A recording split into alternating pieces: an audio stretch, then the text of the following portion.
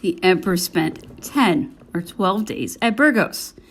He proceeded thence in the direction of Madrid by the Aranda route.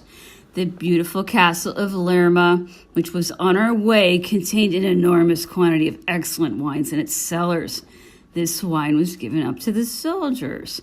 They used it for making cakes, which they baked under the warm ashes of their bivouac fires. Without any exaggeration, the air was scented with the smell of this wine, poured about with that careless prodigality which is so characteristic of the soldier. The defile of Somosierra, fortified by the Spaniards who deluded themselves with the hope of holding the French army in check and closing the road to Madrid. A defile defended by 10,000 men and 15 pieces of cannon was taken by storm by a brave charge of the Polish light cavalry of the Guard, under the command of General Montbrun. Philip de Ségur was dangerously wounded in this engagement. No further obstacle impeding the marching of the army, it advanced rapidly on Madrid.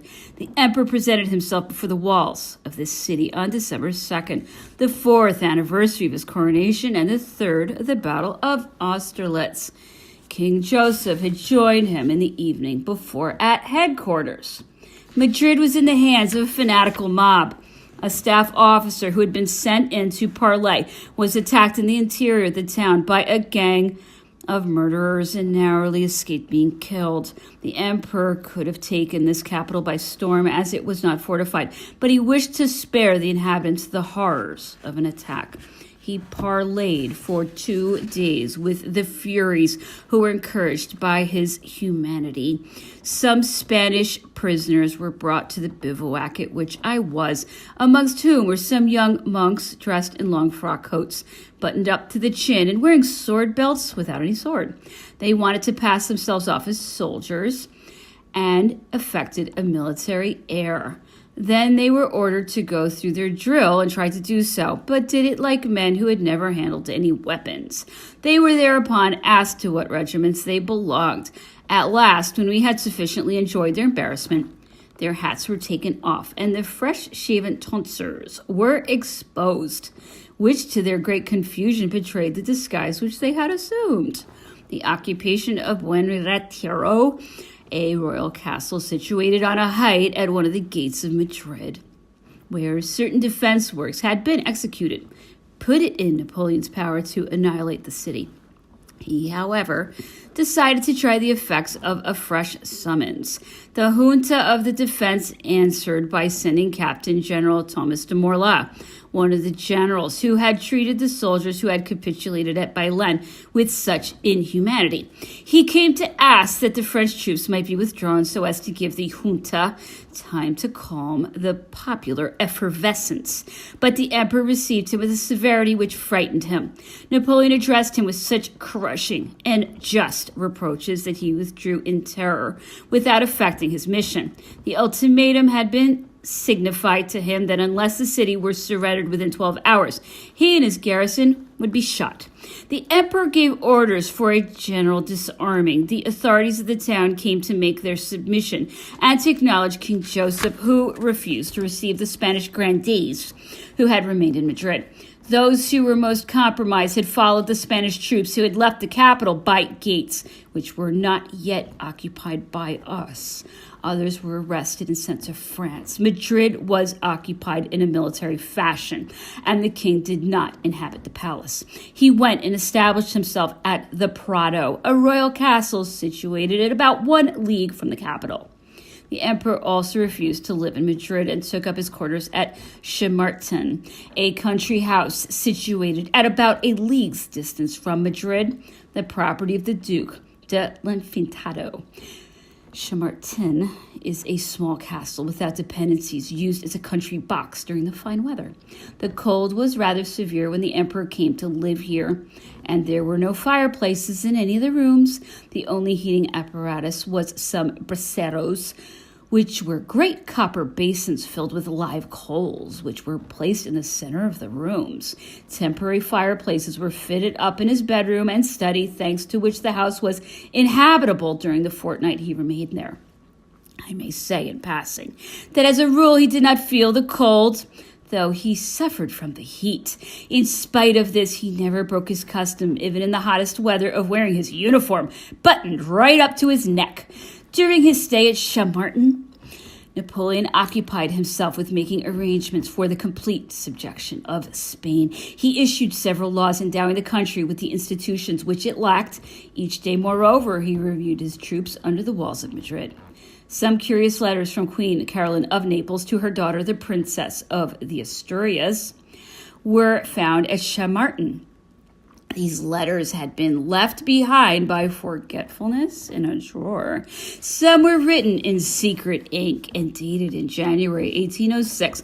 It was at the time that the French were about to enter into Naples. The bitterness with which the unhappy queen spoke of her allies, the English, whom she accused of perfidy and cowardice, such were her expressions, prompted Napoleon to publish these letters. This correspondence, moreover, did not establish that any great union existed between the royal houses of Spain and Naples, though naturally enough, it revealed the existence of strong hatred against the French. There was also found a small almanac of the court of Naples for the year of 1802, which was the year of the marriage of the Prince of the Asturias to the Princess of Naples, a marriage which had been celebrated at Barcelona with great magnificence. This almanac, which is probably a souvenir of the aforesaid royal marriage, was ornamented with 12 pretty watercolor paintings representing the town of Naples, the palace and various royal residences of the two Sicilies, one painting to each month. The emperor's stay at Chamartin was marked by an act of severity and by an act of clemency. An order of the day had commanded that the strictest discipline should be observed. Till then it had been too much neglected, and threatened the delinquents with all the rigors of military law. 2 light infantry soldiers, the Imperial Guard, found guilty of pillage, theft, and odious violences committed on the persons of inhabitants of Madrid, were condemned to be shot in sight of the city. The emperor, judging their execution necessary for the maintenance of military discipline, refused to pardon these soldiers, although their previous good conduct was urged in their favor. I cannot refrain, in connection with this act of severe justice, to rebut the accusation brought against Napoleon of having tolerated disorder in his armies by a kind of tacit understanding between himself and his soldiers, who, resembling in this the undisciplined hordes of the Middle Ages, were said to serve their chief only because of his tolerance of their excesses.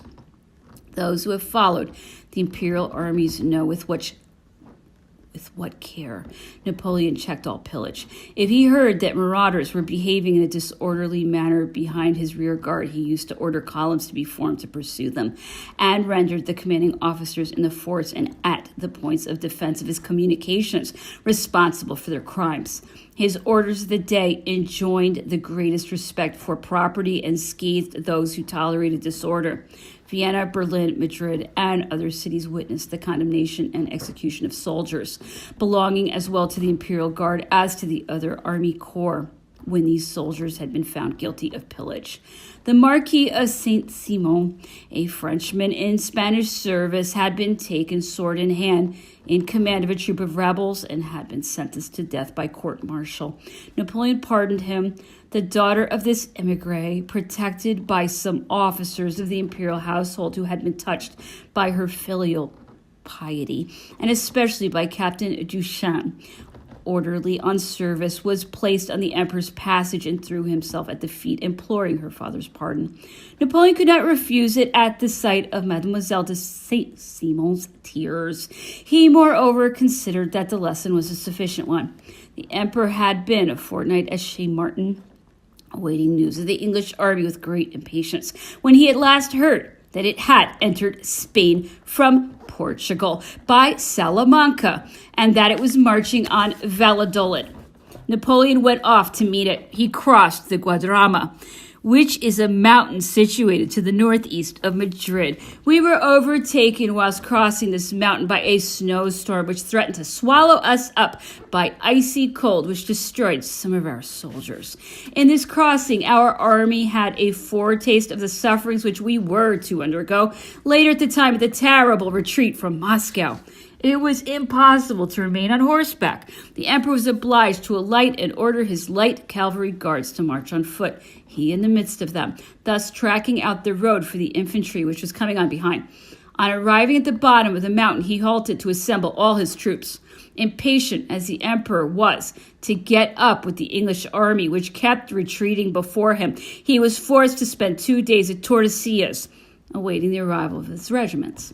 He took up his quarters in a building attached to the convent of St. Clair, which was reserved for the bishop's lodging when coming on a pastoral visit. What follows about Napoleon's stay in this convent was told me by Monsieur Edoville, who was acting as orderly to the emperor in Spain and as interpreter. Whilst at dinner, Napoleon ordered this officer to bring the lady superior to the convent to him. At first, she refused to follow Monsieur d'Edoville, saying that she was not allowed to go out of bounds and could not pass beyond the gates of the cloister. She gave way when it was pointed out to her that the commands of a sovereign were a dispensation. Hesitatingly, she took her conductor's arms. On reaching the wicket, she trembled so that she could not advance, and Monsieur d'Edoville had to hold her up. She told him that it was no more than 60 years since she had entered this convent, being at that time 6 years of age, and that since then she had never been outside its gates.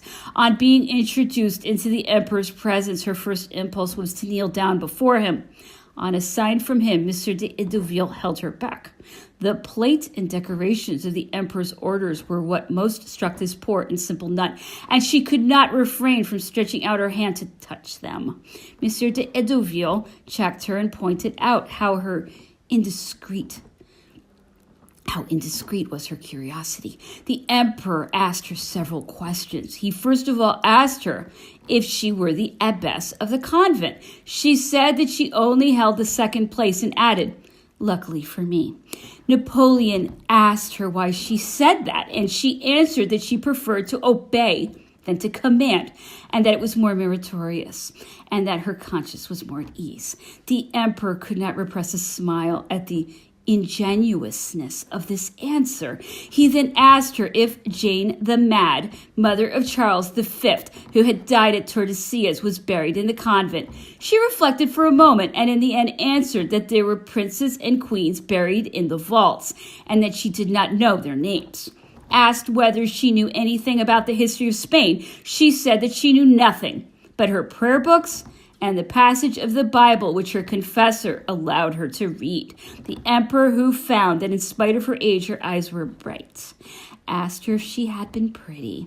She answered naively that she thought so, but that she had never had a looking glass and that nobody had ever told her so. The conversation continued in this way for some time, and the nun's answers betokened a natural wit. Napoleon, pleased with her innocence and her ingenuousness, told her that he wished to grant her a favor and that she might ask him for anything she chose. Before answering, the nun asked if anything that she asked for would be granted to her. On being told that the emperor did not promise in vain, she asked for the pardon of the director of the convent, who had been taken at the head of an armed gang with his crucifix in his hand. Napoleon granted it as he had promised, but added that this monk should be careful not to commit such a mistake again, as it would be out of his power to pardon him a second time. The nun promised that she would see that he should not leave the convent, and answered for him. The emperor then said that he had granted a favor on her account to somebody who was not connected with her family, but that it was for her personally that he wished to do something. As she hesitated about answering, he asked her if she had any relations. She answered that she had a brother in holy orders. "Would she like me to make a bishop of him?" said Napoleon. She knelt down to thank him for this unexpected favor, which, however, as it happened, could not be carried out, the monk in question being shut up in Saragossa. Before the prioress returned to the convent, the emperor had her served with some coffee. She did not like it, had never tasted coffee, and was accustomed to chocolate alone.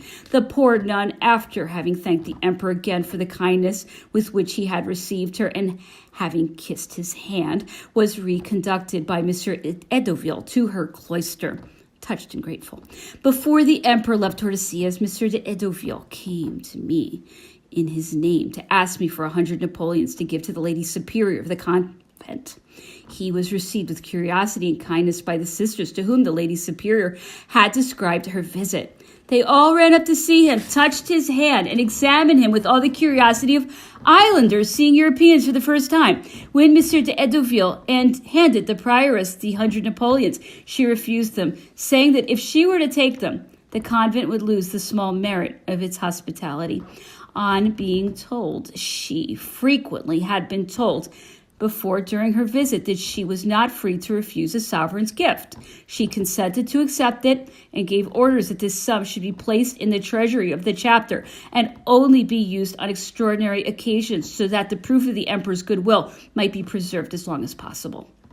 The nun having asked whether these pieces of gold were stamped with the emperor's likeness, Monsieur de Edoville broke open the paper roll and took out some of the coins to show her. She seized them hastily and examined them with interest, assuring her companions, who were watching her eagerly, that she found the emperor's portrait very like him. On returning to Napoleon, Monsieur de Edoville related what had passed. The emperor had taken a real interest in the nun's visit. He found her full of tact. He regretted that instead of cultivating her natural talents, she had been subjected at so early an age to the education of a convent, the effect of which had been to choke these natural tendencies. And nevertheless, in spite of the state of ignorance in which she had vegetated, in spite of the horror of the world with which this simple, incredulous mind had been inspired, in spite of her minute religious practices, which left no freedom of exercise to the judgment, the gentleness and sweetness of her temper had not been changed, and her good natural disposition had resisted these lethargic influences. After all, he added, this good soul is happy in her present situation. If convents have offered their victims, they have also consoled many. Napoleon spoke of the relative utility of convents and dwelt at length on the subject. It could be seen that he had frequently thought over these refuges of meditation and prayer. He said that there were circumstances where convent life might have its advantages, that the cloisters must often be very well suited to tender minds, resigned and weary of the world, that these retreats might be opened with advantage. For example, to the widows of colonels and general officers, who, losing by the death of their husbands the income which they had enjoyed during their lifetime, might combine their pensions and other resources together so as to be able to procure a carriage and other comforts which singly they would not be able to afford, that in his opinion perpetual vows should be forbidden, and that in any case nobody should be admitted under the age of 40, and so on. Thus the first impulse of his ardent and dreamy soul bore him towards benevolent ideas, which were matured and modified by time and by reflection, or abandoned when experience showed that they would be dangerous in practice. During his march on Benevent, whilst close upon the heels of the English army and almost within reach of it, Napoleon received a courier bearing the portfolio in which the director of the post office used to place the letters addressed to the emperor. As I had the key of this portfolio and was at that time a league behind, Napoleon was too impatient to await me. He tore the portfolio open and took out his dispatches. There were amongst them letters from Champigny, the Minister of Exterior Relations, and one from the King of Bavaria to the Prince of Neufchâtel, Berthier.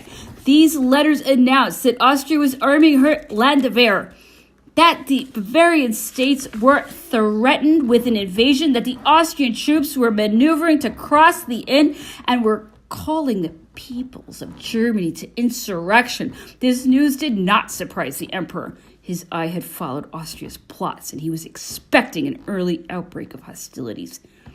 But he was prepared to meet them.